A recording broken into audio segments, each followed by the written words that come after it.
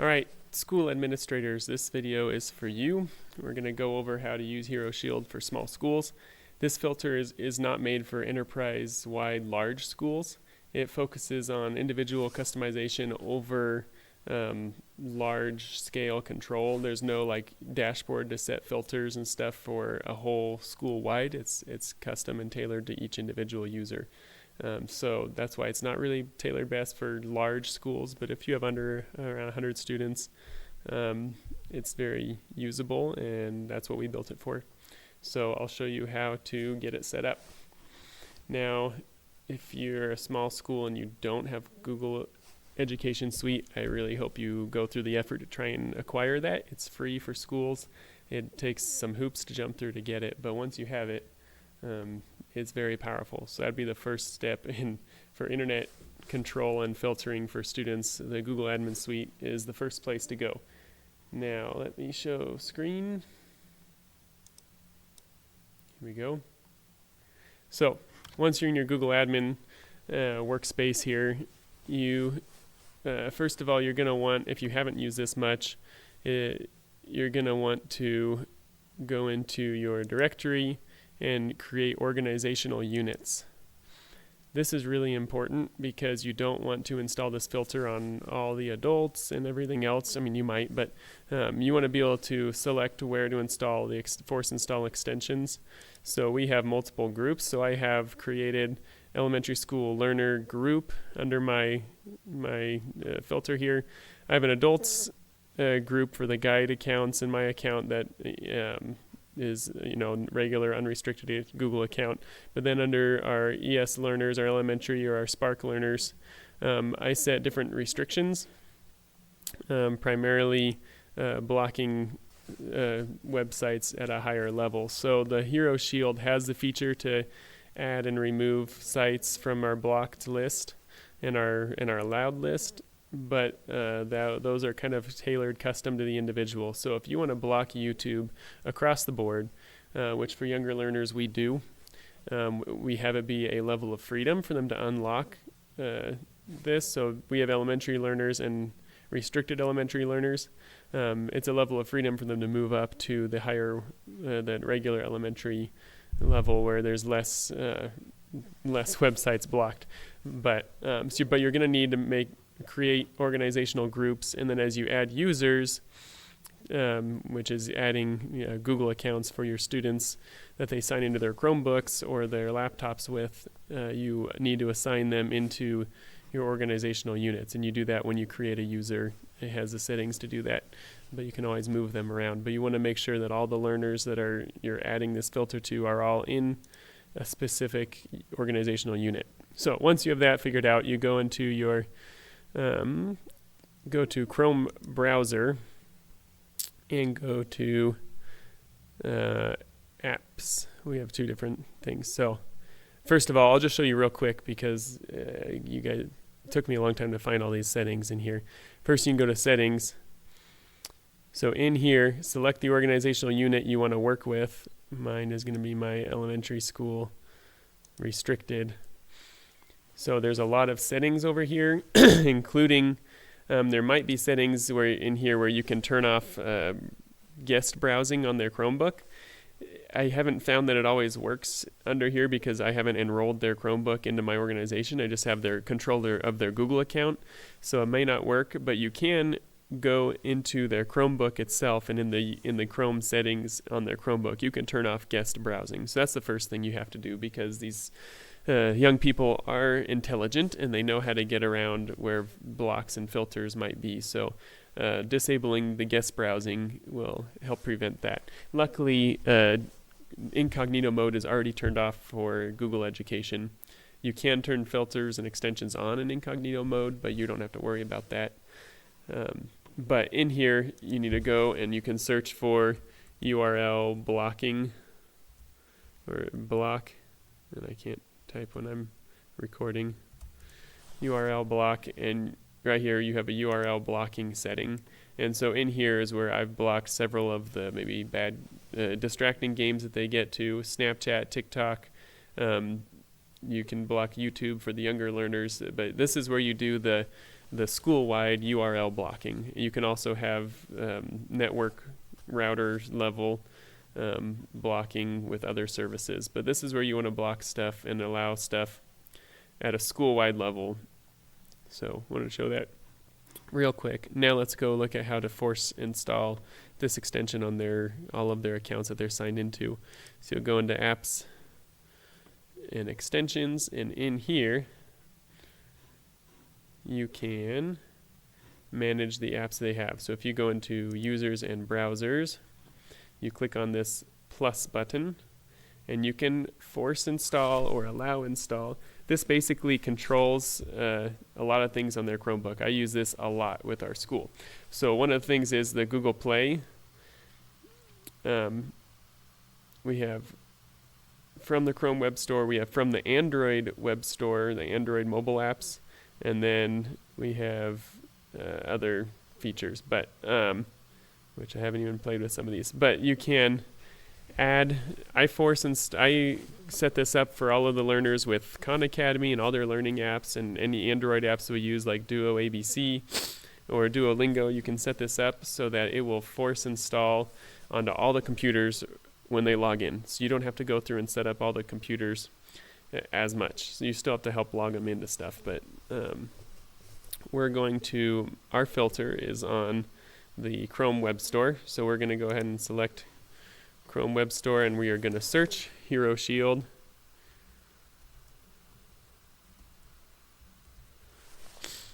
And we found it right here. So we will select this one. And you got to make sure that you're over here on your correct organization category for the group you want to force install. So right here it says allow install. If you do allow install for the Play Store, that is controlling what they see when they go in their app store. So they default in the settings, you can turn off all apps except for the ones that you allow. And so you can actually pick all of the apps that they're allowed to add, or you can force install apps so they can't get rid of them. So I have that where I've just picked a bunch of educational games, electronics, engineering type games and stuff and music, things that I think are worth their time, but maybe they don't have to do, and I have filled their app store with things like that. But this case, we're going to force install and pin to the browser toolbar. That means that it will show up here automatically, which the filter shows, as you see on mine right here, it shows when it's enabled or disabled.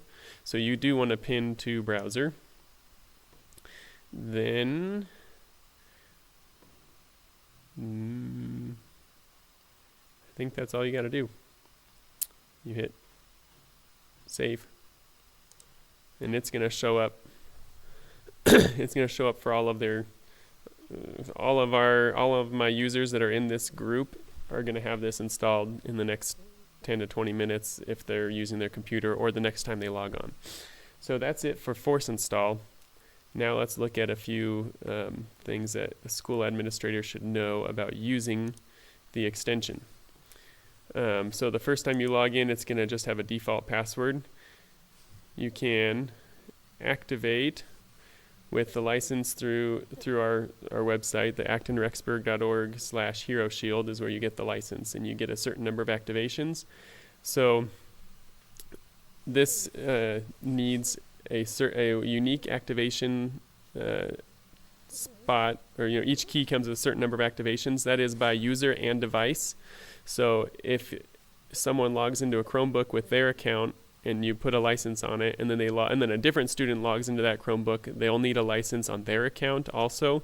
And then if that user logs into a different Chromebook, they'll also need an activation on that account.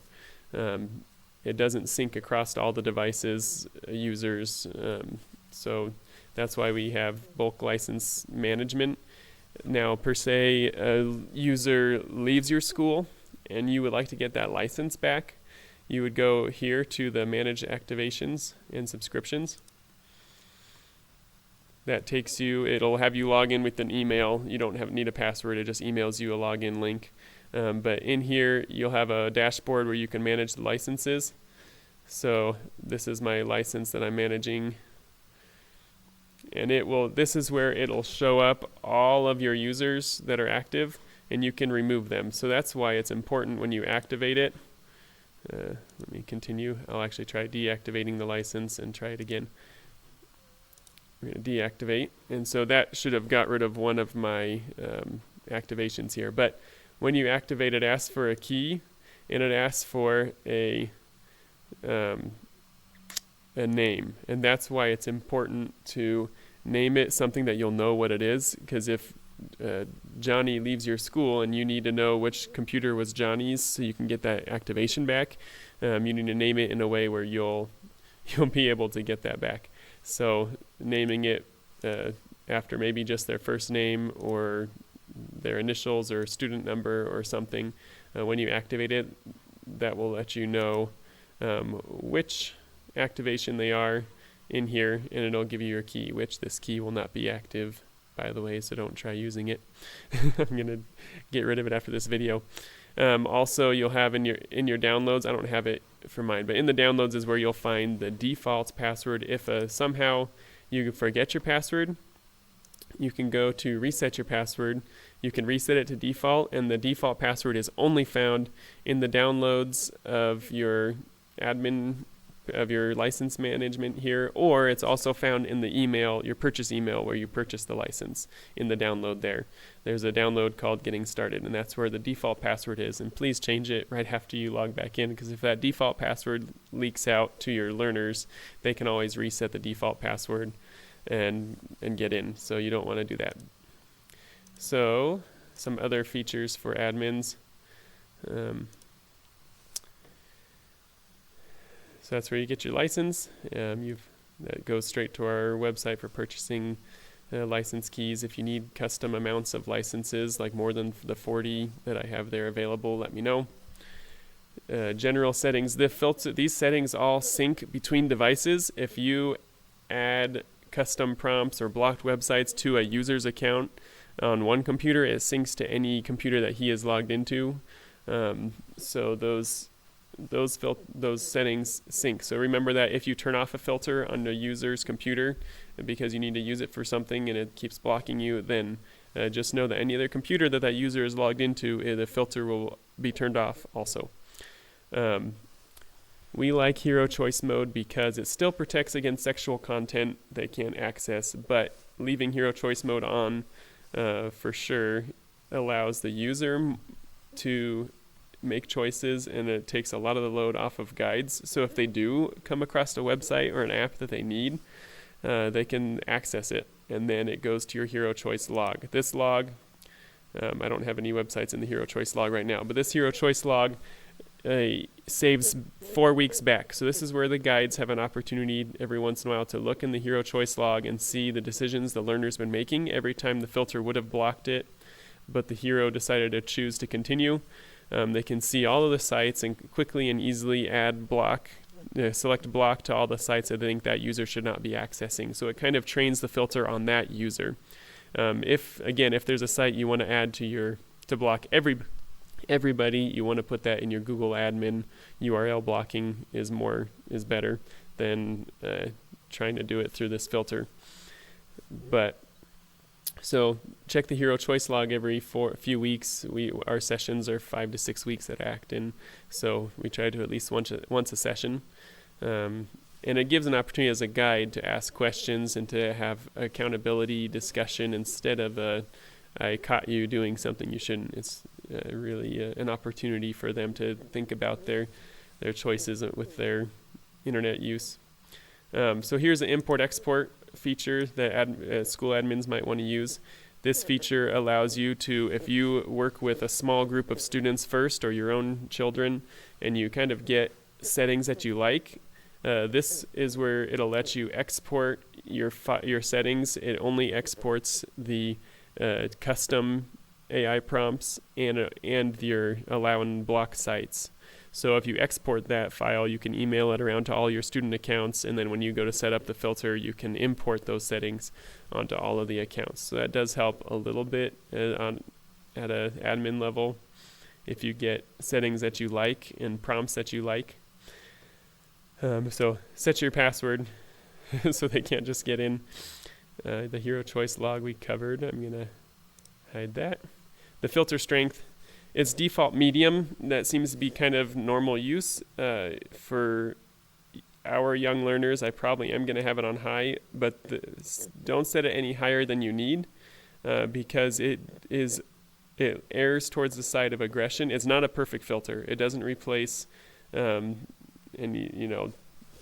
mindful and actually being present with the learners when things are happening and checking on what they're doing. But it is aggressive and it makes mistakes, and so sometimes it blocks stuff that it doesn't need to.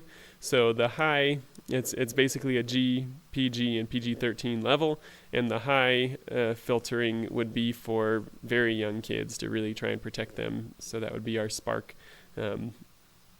which don't have access to Chrome web search anyway. But and then the low. The difference between the low and the high is also for low. If the AI is unsure, it will err towards allowing the site, whereas on high, if it's unsure, it will err towards blocking. So just so you know. Then we go into our custom AI prompts. This is where it's really, really powerful. These prompts override any of the prompting I did. So you can work on tailoring it for your own. Something I'm actually going to add, I'm going to work on fixing this filter, but for now, the filter actually does very poorly on YouTube Shorts. It can't see the title of a YouTube short, it just sees the URL and it has no idea what the short is about. So, and YouTube Shorts can be a really bad rabbit hole to scroll through. So I'm actually going to have it block all YouTube Short URLs. I'm going to add right in here, just say block YouTube.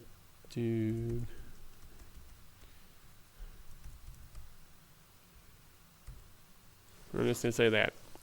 And that's it. So, and then save prompt.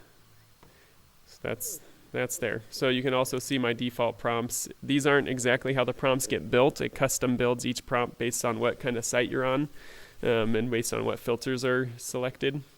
But this gives you a bit of an idea of kind of what I'm asking the AI to consider.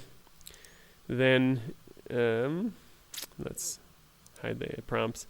Now let's go into our filters. I'm probably going to have that be my default for our school for the most part. Sexual content I'm going to always leave on. Violence, sometimes it false blocks for violence a lot, and I don't feel like violence has been an issue with our learners. It's not like that's a super addictive thing for them to be looking up at school. Social media is kind of a problem. It'll default block all the social media sites, so we'll keep that on.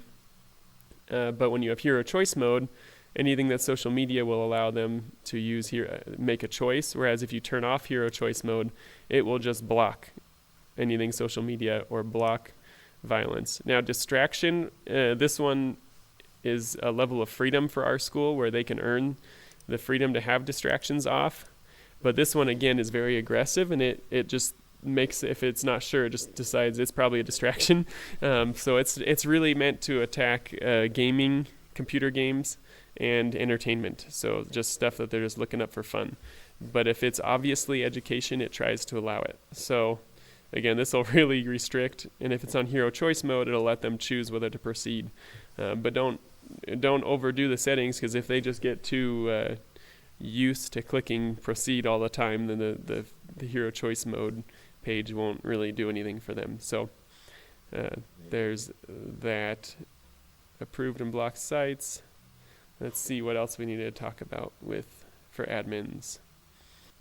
All right, last thing is going to be, again, this is if you have any questions, the guide handbook is very helpful. This is very helpful for any questions you're having. I tried to include as much as I could in there. So use that. And then the last thing would be, let's say that you are trying to decide what filter strength to set it at, and you would really like to see what the AI prompts are and what the AI's response is. So I'm going to show you how to get into the under the hood of what the filter is doing. So if you go into your extensions and you say manage extensions, it brings you to this page where you can see the extension running there. And because you're an admin account, it should allow you to remove it, but the learners won't be able to remove. Another thing that you have because you're an adult account is developer mode. So on your Hero Shield, if you go to turn on developer mode and select service worker, now it's going to show you all of the, there's a lot of logging in here of what the app is doing that is not important, but I did add on here for it to show what the AI is doing.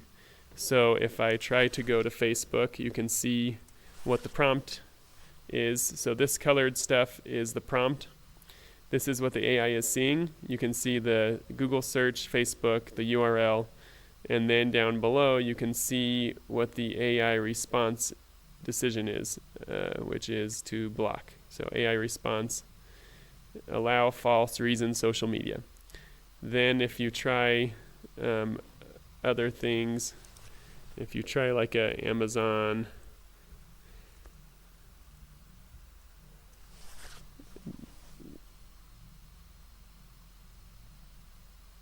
it should block. So it was blocked. Now you can see Amazon bikini, Google search, and then you see the AI response was to block for sexual content. I specifically told it to block swimwear, lingerie, underwear, dating services. So you can see the actual prompt. So now if you're getting it blocked for things that you think it shouldn't be, you can actually get in and see what reason it's responding, and you might find that one of your settings is too aggressive, or the categories maybe doesn't need to be selected. So that's probably deeper than most of you need, but it might be helpful for some of you. And again, reach out if you have any concerns. This is not my full-time job, so I will help as I have time. But if you're a paid user, I'll for sure try to get on and support in any way that I can. So that is the filter, and have a good day.